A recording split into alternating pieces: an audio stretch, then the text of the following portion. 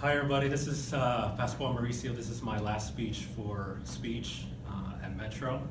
This is my persuasive speech, and I'll be talking about the journey to Mars and why we should do that as a country and how it will benefit us and why we need to do this, why our country needs to do this. So before I start, I want to introduce my audience who graciously and thankfully has devoted their time for this video. So this is Eric Schaefer, thank you. Mac Peterson, thank you. Doug. Forgot your last name, Doug, but thank you, you're awesome too. Antonio, thank you. Marcus, thank you. And Neil, thank you so much. And my video recorder person, James Osborne, thank you for showing up. So, the journey to Mars. So, I'll just click here.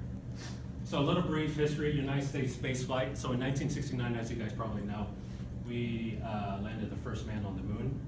And then from 1981 to 2011, we had the space shuttle, which was a reusable orbiter, space orbiter that would fly to space, deliver any payload.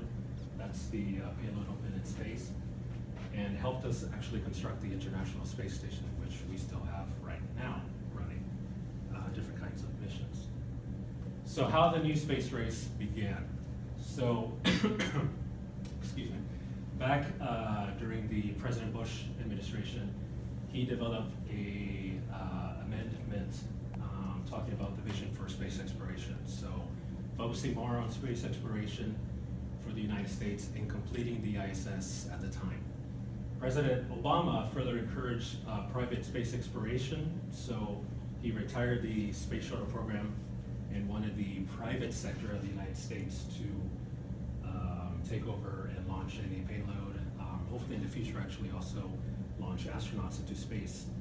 And by private industry, I'm talking about Boeing, Lockheed Martin, SpaceX, and Blue Origin from Jeff Bezos, who is the Amazon guy, Amazon co-founder, I should say.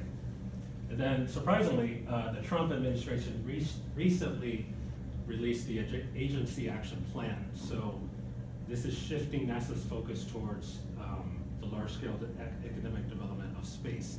And quoting from that document, this means that the new vision for NASA would pit old space stalwarts, so as in Boeing and Lockheed Martin, against new space upstarts such as SpaceX and Blue Origin, in a race to jumpstart a new space economy. So in a way, he's challenging the private industry to compete against one another for spaceflight opportunities for NASA, for the country, also for military purposes as well. So, to continue, this is the next giant leap. So why Mars? Why do we want to go to Mars? Well, Mars beckons us to explore. Why? Because it's our closest neighbor in the solar system. This sounds like a cliche, you might hear this often, but a mission to Mars could answer some of the fundamental questions of humanity. Is there life beyond Mars? I mean beyond Earth, sorry. Is there life beyond Earth, but also maybe beyond Mars? Could humans live on Mars in the future? Could we colonize Mars for our own sense of purpose, our own priorities? Could we find a reason why we would want to colonize Mars? And then also Buzz Aldrin, who is the second person to land on the moon, recently was talking to Congress and said that the United States needs to develop a Mars colony. In that document, he was saying that the United States needs to do more than just plant a flag on Mars if we want to continue to be a leader in the field of space exploration. He says, and I quote, "In my opinion, there is no more convincing way to demonstrate American leadership for the remainder of the century than to commit to a permanent presence on Mars." And this was again speaking to the U.S. Senate's Subcommittee on Space, Science and Competitiveness during a hearing back in 2015. So that's one reason why we should go to Mars. Why, again, the journey to Mars? It ensures the survival of our species. Elon Musk says that we need to be a multi-planet species.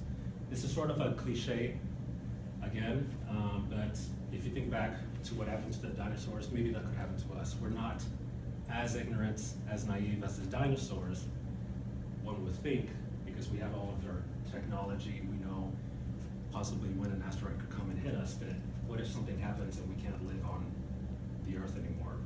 We probably would need to vacate and find a new place to live. Discovering life on Mars, well, I can just leave that on its own. If finding life on Mars would help us in society in general. Improving the quality of life on Earth. Neil deGrasse Tyson quoted saying, the cross-pollination of fields, innovation in one stimulates revolutionary changes in another. So just by going to other places, challenging mankind to do all these different kinds of challenges could help us innovate and prosper the quality of life here on Earth. And then finally, growing as a species. He also said that yes, it can, if it galvanizes an entire generation of students in the educational pipeline to want to become scientists, engineers, and technologists and mathematicians, then why not? So that's another reason why. And then also Interstellar. This is almost like movies in real life. So in Interstellar, if you haven't seen the movie, that's Matthew McConaughey and a bunch of other astronauts going and finding a new world to live in because something happened to the Earth and we can't live here anymore. This is almost like the movies in real life, finding a new place to live and going elsewhere and exploring the universe. So it's almost like movies coming to life. So to conclude, this is the next giant leap, a new space age of scientific, technological, and human research. And we need to do this because we have to. I would say that we need to do this because there are other countries in the world now that are developing their own space flight industries or launching their own astronauts into space. And if we don't keep up with that, it could be like Sputnik all over again, where we're thinking that it's another, we think that another country is going to bomb bombs on us from orbit or whatnot. We could fall back in our advance in science and technology. So we really need to do this and invest in this and consider this, not just in the short term, but in the long term. And then this is just a picture of your reason for going into space. This is a nebula that is 8,000 light years away, and this photo was taken by the Hubble Space Telescope. And if you look very closely, this is actually the hometown of the galaxy of the, what is that movie called? I'm just kidding. But anyway, that's basically a bunch of gas and dust, star formations coming together to create stars. And that's my presentation. Thank you all again for coming, and thank you everybody watching the movie, and thank you, Professor, for the class, and thank you all again. Thank you.